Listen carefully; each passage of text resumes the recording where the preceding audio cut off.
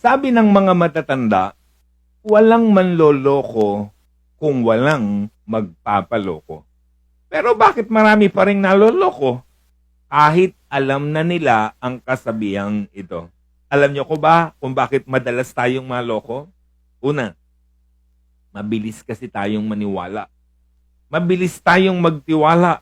We are easily trust people. Hindi masamang magtiwala, pero we need wisdom to discern kung niloloko ba tayo or hindi. Naniwala ka sa tindera na ibibigay niya sa puhunan pero hindi naman. Naniwala kang matamis ang tinda niya pero hindi. Naniwala kang wala siyang asawa pero meron. Naniwala kang tutubo ang pera mo, yung pala itatakbo niya. Mateo 10:16. Ngayon, sinusugo ko kayo na parang mga tupa sa gitna ng mga asong gubat. Maging matalino kayo gaya ng ahas at matapat gaya ng kalapati. Hindi lang itinuturo ng ating Panginoong Hesus na dapat maging mabait, na dapat maging maamo, maawain gaya ng kalapati at tupa. Dapat daw maging tulad din tayo ng ahas, matalino, marunong, para hindi tayo agad naloloko o nadadaya ng mga tao sa paligid natin. Another, dahil mga bulag sa katotohanan. Kahit anong sabihin mo sa isang tao na binulag na sa mga paniniwala niyang mali, hindi natatalab sa kanya. Kahit basahan mo siya ng katotohanan mula sa salita ng Diyos, hindi na yan paniniwalaan. Kasi binulag na siya ng kanyang paniniwala. Sasabihin pa niyan, dito na kami namulat, dito na kami nagkaisip, dito na kami lumaki, at dito na kami mamamatay.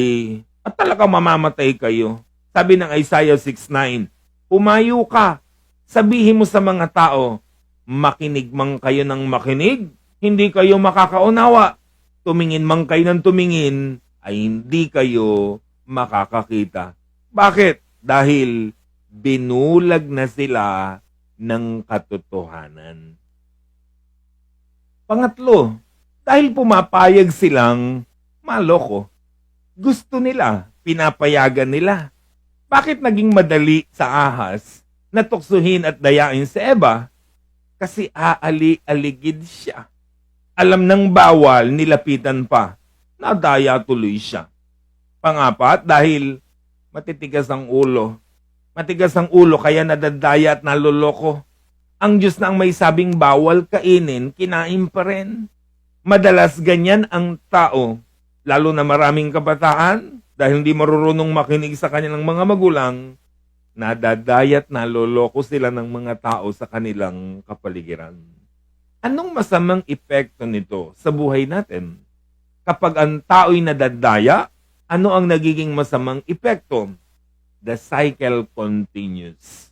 Yung nadaya, yung nakaranas ng panloloko sa susunod, siya naman ang mandadaya at manloloko.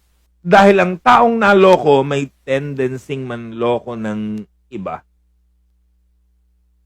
They stop believing anymore. People become less trusting.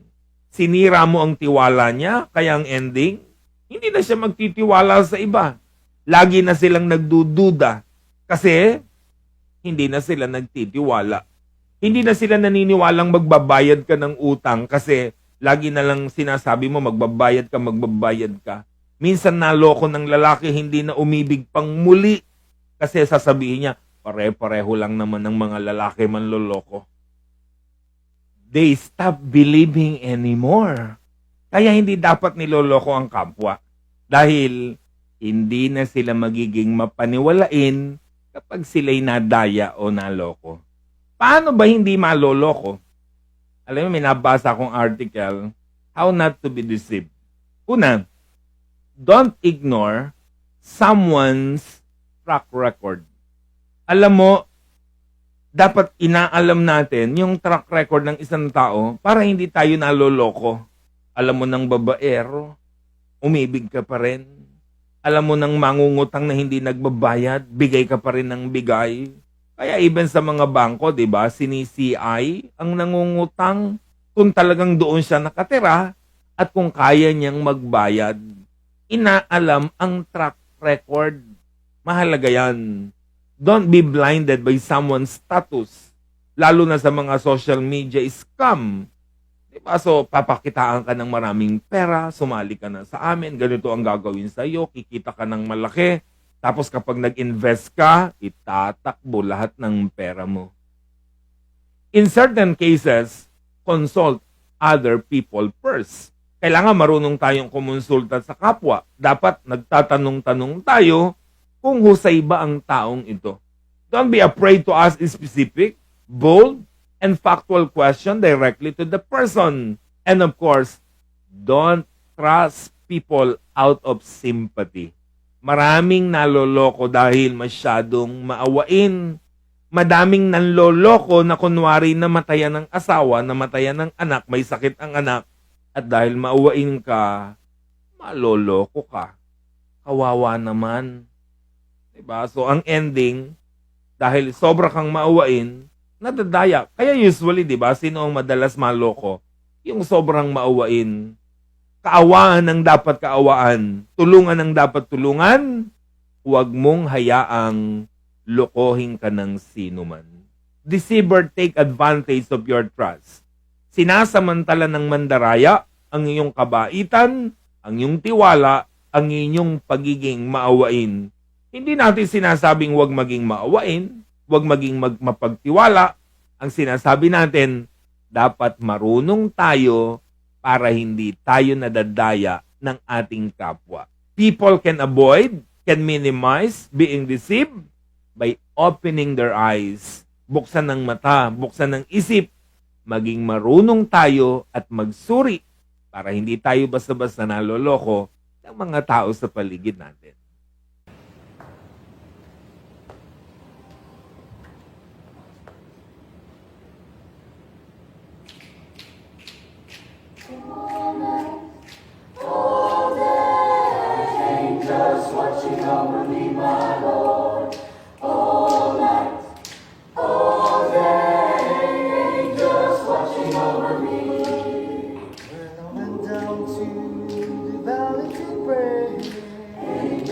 Watching over me, my Lord.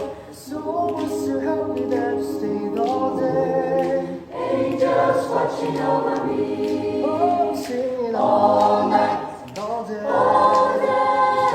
Angels watching over me, my Lord.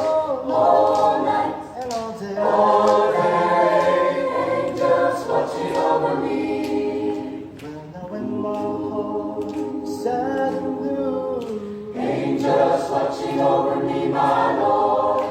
Call on Him to see me through. Angels watching over me. I'm singing all night and all day. All day. Angels watching over me, my Lord. Singing all night and all day. All day. Angels watching over me.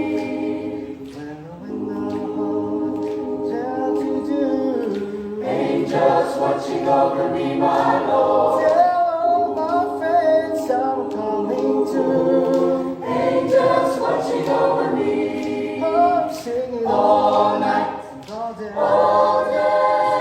Angels watching over me, my Lord. All night and all day. All day. Angels watching over me. I'm singing all night and all day. All day. Angels watching over me, my Lord. All night and all day. All day. Angels watching over me. Praise God is that angels watching over me. Over me. Angels watching over me.